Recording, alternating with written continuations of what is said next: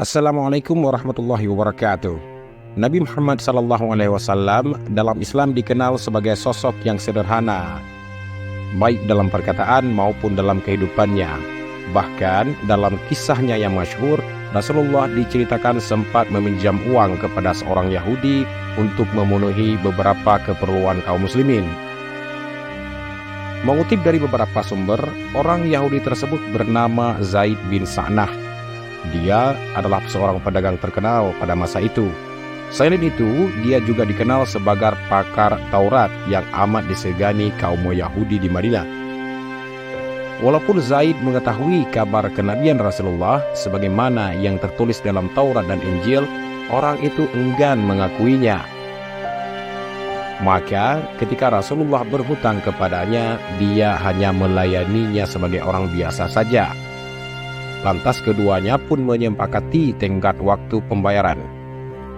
Hari demi hari berlalu, tibalah ketika Rasulullah SAW sedang memimpin majelis ilmu di Masjid Nabawi. Saat itu jamaah yang hadir cukup banyak, sehingga masjid pun terasa penuh sesak. Tiba-tiba datanglah Zaid bin Sa'nah yang langsung merangsek ke saf terdepan. Para tokoh sahabat yang hadir saat itu masih belum mengetahui siapakah pria yang merangsek ke baris depan itu. Bukannya langsung duduk, Zaid yang sudah di saf terdepan malah berdiri tepat di belakang Rasulullah. Zaid kemudian menarik serban Nabi yang melingkar di lehernya sehingga beliau seketika merasa tercekik.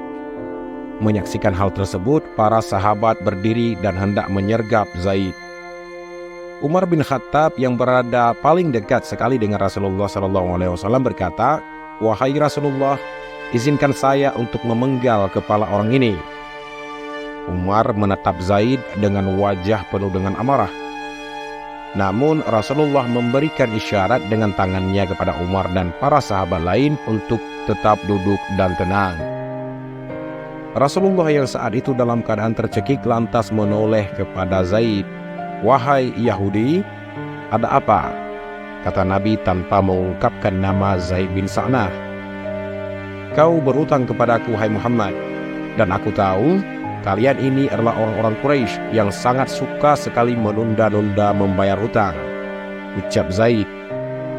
"Bukankah belum tiba saatnya?" tanya Nabi Muhammad lagi. "Aku tak peduli, bayar hutangmu sekarang juga," seru Zaid lagi sembari melepas serban Nabi Muhammad.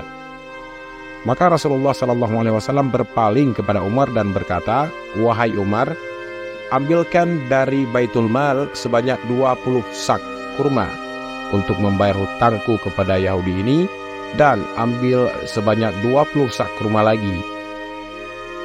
Umar menjawab, "Wahai Rasulullah, 20 sak itu untuk hutang engkau, tetapi 20 sak lagi untuk apa?" tanya Umar. Nabi pun menjawab, "Itu sebagai hukuman karena engkau telah menakut-nakuti dia," jawab Rasulullah. Singkat cerita, Umar pun keluar dari masjid dan berjalan menuju Baitul Mal, diikuti oleh Zaid dari belakang. Sepanjang perjalanan, Umar mencoba meredam kekesalannya kepada Zaid. Sampailah Umar dan Zaid di Baitul Mal. Sahabat yang bergelar Al-Faruq itu lantas menyiapkan 2 karung, masing-masing akan diisi 20 sak kurma. Karung pertama yang tuntas diisi lantas diberikannya kepada Yahudi itu. Sementara Umar sedang mengisi karung yang kedua, sang pencekik Nabi tadi pun mencegahnya. "Umar, tahanlah, jangan kau masukkan kurma ke karung itu," katanya. Umar tidak peduli. Umar menjawab, "Aku hanya melaksanakan perintah Rasulullah SAW dan aku tidak akan mendengarkan apa yang engkau bicarakan." "Umar, apakah engkau tidak mengenal aku?" "Aku tak peduli," jawab Umar dengan ketus. "Aku adalah Zaid bin Sa'nah." Mendengar nama itu, Umar seketika terkejut. Kemudian ia berdiri menghadapnya. "Apakah benar engkau Zaid bin Sa'nah, Zaid yang pendeta Yahudi itu, ahli Taurat?" tanya Umar tak percaya. "Benar, aku adalah Zaid bin Sa'nah," jawab si Yahudi dengan tenang. "Bukankah engkau tahu bahwa Muhammad adalah utusan Allah?" tanya Umar lagi. Benar, aku mengetahuinya. Tetapi, coba engkau pikir, wahai Umar, bagaimana mungkin aku nekat mencekik dirinya di hadapan kalian semua, umat Islam yang mengimaninya sebagai nabi. Bahkan aku melakukannya seorang diri dan di dalam masjid kalian. Apakah engkau berpikir aku sudah gila? Ujar Zaid. Terus, mengapa engkau melakukannya? Tanya Umar. Sungguh, sebelum tadi aku datang ke masjid kalian, aku telah mendapati tanda-tanda kenabian pada diri Muhammad. Hampir seluruh tanda-tanda itu ada pada dirinya.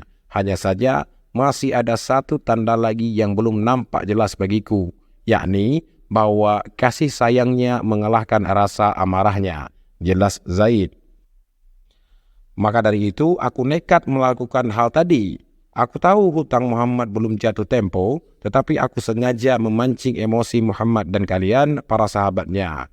Aku sudah bertekad mempertaruhkan nyawaku hanya untuk membuktikan kebenaran bahwa beliau adalah utusan Allah.